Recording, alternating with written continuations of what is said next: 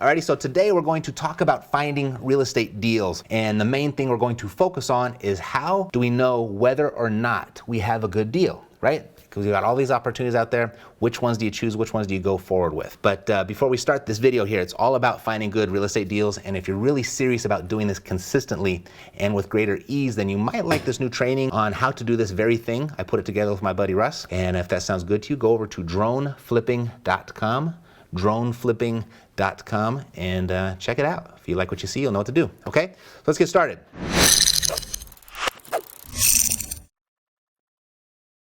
All right, so when it comes to finding real estate deals, we all know we need to know the difference between a good one and a bad one, right? And a huge thing that holds people back is they can't tell the difference. And I get it all the time. People are really worried about making a mistake because mistakes in real estate, they can be very expensive mistakes. So you gotta be really, really careful. And it makes sense, but here's the thing. If you're afraid of taking on a bad deal, don't be afraid. Understand that there's no such thing. There's no such thing as a bad deal, just uneducated investors. And here's what I mean. I get a lot of email from you, but not a lot of different kinds of emails. Kind of the same emails over and over and over again. I mean, there's a handful of different questions that I get, and they just come in over and over and over again. Like, where do I find the money to invest? Or how do I get started? What's the first step? Or what's the best list to send mail to, right? And I get variation of each one of those a few times a week. But this one, this particular question, this is the most common question that I get.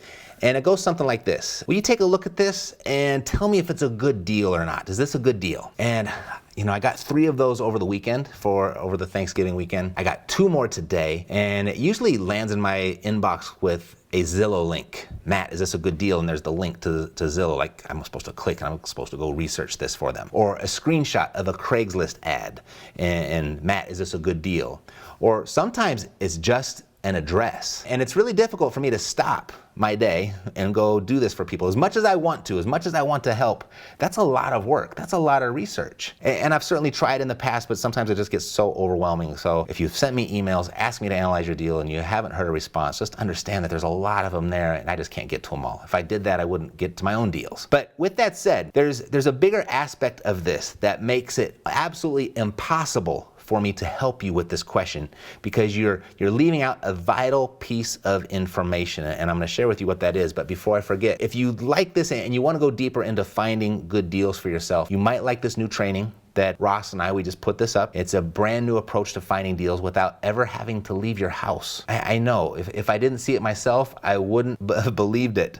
I'm against all that type of stuff, but once I saw it, I was like, well, okay, I guess you're onto something. So if that sounds interesting, then head on over to droneflipping.com, take a look, droneflipping.com, and yeah, if you like what you see, then maybe it's something you want to get into. You'll know exactly what to do when you get there, alrighty? This afternoon, I got an email, screenshot, just like I said, screenshot of a Craigslist ad. It was a property, and it said, Matt, is this a good deal? And my immediate thought, of which revolves around the most important piece of information that everybody leaves out. And there's no way I could ever give you a real answer with any sort of validity, any sort of integrity, if I tried to do it without this piece of information. And that is, what are you gonna do with it? What's the end game, right? What's the goal here? If I don't know your goal, then I don't know if it's a good deal or not. For example, are you going to flip the contract? If you're gonna flip the contract, how much money do you wanna make? Do you wanna make 5,000 bucks, or do you wanna make 10,000 bucks?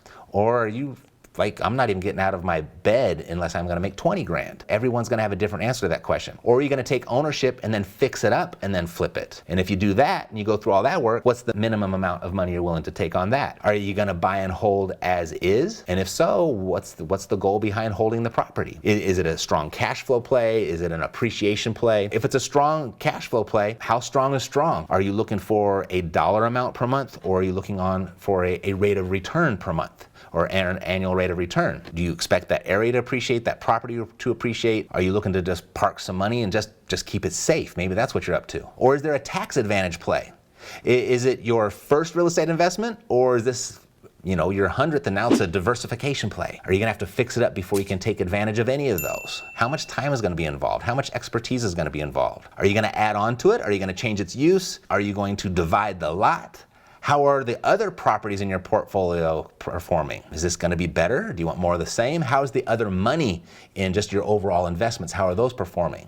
Is this going to be a vacation rental? Are you going to divide the use? Are you going to share this with somebody? Is it something that you'll eventually want to move into? I think you're getting the point. There's a lot of questions that you have to answer for someone like myself to even give you any sort of valid response to that question. Is this a good deal or not? And the answers to all of those questions are going to be different for everybody, of which is gonna represent a different value to every person. So here's the deal. There are three things. There's three things that you've gotta be crystal clear on to know whether or not you have a good deal. You need these three things, okay? First thing, you have to answer for yourself, what's the minimum amount of cash that you're willing to work for? What's the minimum chunk of cash that you're willing to get out of bed and do what you gotta do to earn it? You have to understand that. Well, $1,000 for the day, will that be good enough? Or you're like, no, I've done enough of those deals, I'm not doing anything for less than 10. So you have to answer that question for yourself. The second thing you have to answer for yourself is, what's the minimum amount of cash flow you're willing to accept if you're gonna hold on to the property? Like, I'm not gonna hold on to a property unless it pays me at least $250 a month, or I need $500 a month. Or, hey, if I break even, I'm okay with that.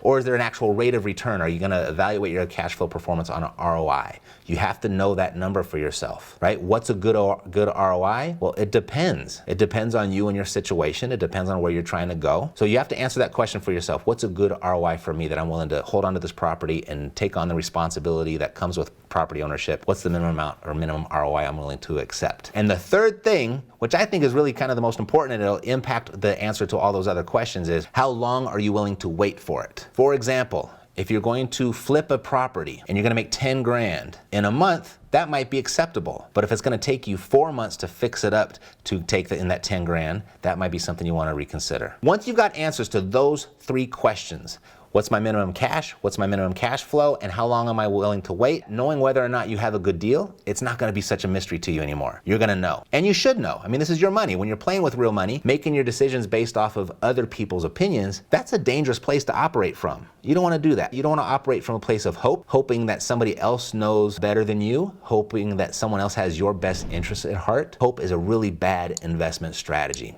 All right, just understand that there are no bad deals, just uneducated investors. And when it comes to your money, you better get educated if you want to make money and you want to have it grow and you want to maintain it. So if that's all making sense to you and you like to start putting this to work in the real world, I think you're really going to enjoy this brand new training that Ross and I put together. Head over to droneflipping.com. Check it out. If you found this useful, if you found it valuable, there's a good chance that someone you know will also find it useful and valuable. God bless, and to your success. I'm Matt Theriault, living the dream. Take care.